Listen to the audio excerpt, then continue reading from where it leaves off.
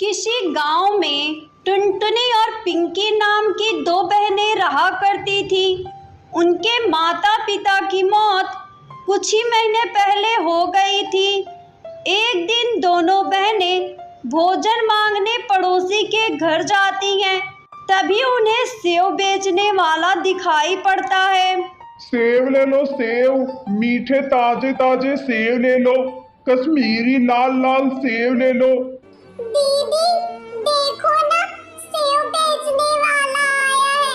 मुझे बहुत जोरों की भूख लगी है, एक सेव खरीद दो ना। मैं कैसे सेव खरीदूं पिंकी? मेरे पास सेव खरीदने के लिए पैसे नहीं हैं। तू जिद मत कर, और सेव वाला बिना पैसे के सेव नहीं देगा। दीदी आप एक बार मेरे खाते सेव मांग के देखो ना, शायद सेव वाला हमें सेव दे दे। टुनटुनी चिड़िया अपनी बहन के कहने पर सेव वाले के पास जाती है। सेव वाले भाई, मुझे एक सेव दे दो, मेरी बहन भूखी है। लेकिन भाई, मेरे पास सेव खरीदने के लिए पैसे नहीं हैं। इतना कहकर टुनटुनी चिड़िया वहां से जाने लगती है। तभी कालू कौवे को उस पे दया आ जाती है। वो टुनटुनी से कहता है, ये लो बहन सेव, और तुम्हें इसके पैसे देने की जरूरत नहीं है। ये कहकर सेव वाला उसे सेव दे देता है। सेव पाकर पिंकी चिड़िया उसे गौर से देखने लगती है। अरे पागल, तू इसे गौर से क्यों देख रही है? तुझे भूख लगी है ना? जल्दी से इसे खा ले। नहीं दीदी, मैं इसे नहीं खाऊंगी, क्योंकि मेरे दिमाग में एक आइडिया आया है। हमारे घर के पीछे जो खाली जमीन है ना, मैं उसमें इस सेव को लगा दूंगी, और जब वो पेड़ हो जाएगा तो उस पे ढेर सारे सेव लगेंगे। फिर हम जब चाहे तब तोड़कर सेव खा सकते हैं। अरे तू तो बिल्कुल पागल है पिंकी, ये सब जादुई दुनिया में होता है, असल जिंदगी में ऐसा कुछ नहीं होता। लेकिन पिंकी चिड़िया अपनी बहन की बात नहीं मानती है। वो सेव ले जाकर मिट्टी में दबा देती है। अगले दिन तो टुनटुनी और पिंकी की खुशी का ठिकाना ही नहीं रहता, जब उनके घर के पीछे एक बड़े सेव का पेड़ उग आता है। ये देखकर पिंकी चिड़िया अपनी बहन से कहती है, दीदी दीदी देखो ना, कितना बड़ा पेड़ उग आया है। चलो हम इस फल को तोड़कर बाजार में बेच आते हैं। जब दोनों बहनें फल बेचकर घर आती हैं तो देखती हैं उनका मकान मालिक बंटी कबूतर उनके सारे सामान को बाहर फेंक रहा होता है। बंटी भैया आप ऐसा क्यों कर रहे हैं? मेरे माँ बाप भी इस दुनिया में नहीं है। प्लीज बंटी भैया, मैं आपका किराया अगले महीने चुकता कर दूंगी। टुनटुनी चिड़िया के लाख गिड़गिड़ाने पर बंटी कबूतर उसकी बात नहीं सुनता। वो टुनटुनी और पिंकी के सारे सामान को निकालकर बाहर फेंक देता है। उसके बाद दोनों बहनें सेव के पेड़ के पास जाकर जोर जोर से रोने लगती हैं। तभी उस जादुई पेड़ से एक आवाज आती है, टुनटुनी, पिंकी, तुम रो मत, मैं एक जादुई पेड़ हूँ, मैं अभी तुम्हारे लिए घर बना देता हूँ। जादुई पेड़ के इतना कहते ही सेव का घर बनकर तैयार हो जाता है। ये देखकर दोनों बहनें बहुत ही खुश हो जाती हैं और खुशी खुशी अपनी जिंदगी वही बिताने लगती हैं। रामपुर के जंगल में टुन्नू अपनी पत्नी टुनटुनी और बेटी पिंकी के साथ रहता था। टुन्नू खेती का काम किया करता था लेकिन समय पर बारिश न होने के कारण उसकी फसल तैयार नहीं हो पाती थी। टुन्नू के बड़े भाई कालू ने टुन्नू को बंजर भूमि वाला खेत दिया था और उपजाऊ भूमि वाला खेत अपने नाम करवा लिया था। टुन्नू अपने खेत पर दिन रात मेहनत किया करता था, लेकिन समय पर बारिश नहीं होने के कारण उसकी फसल खराब हो जाती थी।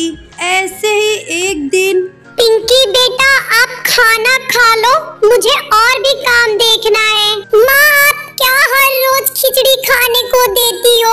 मुझे नहीं खाना ये खाना, कभी अच्छा भी बना लिया करो। अच्छा ठीक है बेटा, मैं कल कुछ अच्छा सा बना दूंगी, अभी तुम यही खा लो। पिंकी खाना खाकर खेलने चली जाती है। तब टुनटुनी अपने पति से कहती है, सुनो जी, हम कब तक यहाँ बैठकर बारिश को देखते रहेंगे? तुम शहर जाकर वही कुछ काम देख लो, कम से कम हम अपनी बेटी को भरपेट खाना तो दे पाएंगे। तुम सही कह रही हो टुनटुनी, मैं भी इस बंजर खेत में काम करके थक गया हूँ। अगली सुबह, अच्छा ठीक है टुनटुनी, मैं जा रहा हूँ, जल्दी से निकलूंगा, तभी शाम तक जंगल पार कर पाऊंगा और आगे से बस मिल जाएगी। बस तुम अपना और पिंकी का ध्यान रखना। अच्छा ठीक है, ये लीजिए, मैंने गुड़ और चने बांध दिए हैं इसमें, रास्ते में खा लीजिएगा। सुबह सुबह टुन्नू शहर के लिए जंगल के रास्ते निकल जाता है। उड़ते उड़ते उसे सुबह से दोपहर हो जाती है। बहुत थक गया हूँ, थोड़ी देर बैठकर यहीं आराम कर लेता हूँ, उसके बाद आगे जाऊंगा। टुन्नू थककर पेड़ के नीचे जमीन पर बैठ जाता है और अपने झोले में रखे गुड़ और चने खाने लगता है। तभी उसकी नजर जमीन पर चल रही चींटी पर पड़ती है। अरे यहाँ तो चींटियों का घर भी है। ये सोचकर टुन्नू उन चींटियों को गुड़ और चने खाने को देता है। चींटियाँ गुड़ और चने खाने लगती हैं और देखते ही देखते एक परी में बदल जाती हैं। ये देखकर टुन्नू बहुत ही डर जाता है।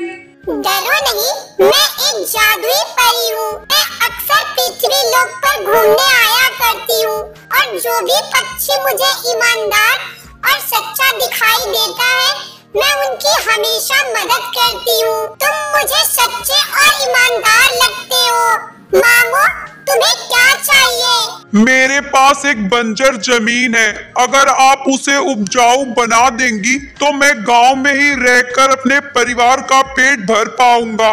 ये लो, ये जादुई मटर के बीज हैं, इसे ले जाकर अपने बंजर खेत में बो देना, फिर सब अच्छा होगा। उसके बाद वो परी अपने परी लोक चली जाती है और टुन्नू भी अपने घर आ जाता है।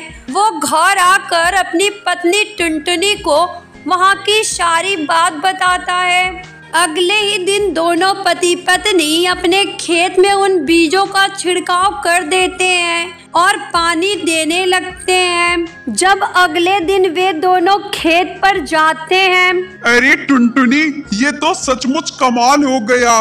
अरे ये मटर की फसल तो एक दिन में ही तैयार हो गई। टुन्नू का सारा खेत मटर की फसल से भरा हुआ था। ये सब देखकर जंगल के सभी पक्षी बहुत ही हैरान थे। टुनटुनी, चलो हम इन मटरों को तोड़कर बाजार में बेच देते हैं। उसके बाद टुन्नू और टुनटुनी 4 बोरी मटर तोड़ते हैं और टुन्नू उन्हें ले जाकर बाजार में बेच देता है, जिससे उसे कुछ पैसे मिल जाते हैं। ये लो टुनटुनी, कुछ पैसे, इन्हें अलमारी में रख दो। और हाँ, मैंने बाजार से कुछ राशन के सामान लेकर आए हैं, आज अच्छे से खाना बनाओ। हाँ जी, आप बैठो, मैं अभी मटर की सब्जी और गर्मा गर्म रोटी बनाकर लाती हूँ। उस दिन रात को सभी भरपेट खाना खाते हैं और सो जाते हैं। अगले दिन टुन्नू फिर से मटर तोड़ता है और उन्हें बाजार में बेच देता है। धीरे धीरे करके उनके घर की हालत सही होने लगती है और वो सभी अपनी जिंदगी खुशी खुशी बिताने लगते हैं।